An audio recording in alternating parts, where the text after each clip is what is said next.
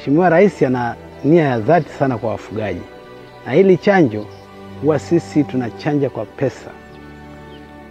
Kwa maana kwamba baada ya kusikia kwamba kuna chanjo inayokuja kwa wafugaji wote, kwa kweli tulifurahi sana. Tulifurahi. Hawa watendaji wetu kila siku tunaambia mbona chanjo haifiki? Itakuja tu, msiwe na shida. Lakini tulifurahi sana kwamba Mheshimiwa Rais ana dhati kwa chanjo hizi za mifugo, sababu mifugo yetu mara kwa mara zinaumwa na watu tunaenda kutafuta chanjo. Mpaka watu wa Kenya wanakuja wanatuchanjia hapa. Sababu ni rahisi sana kwa mfanya biashara kuja kuliko mtu mwingine. Sababu si anajua anapata pesa.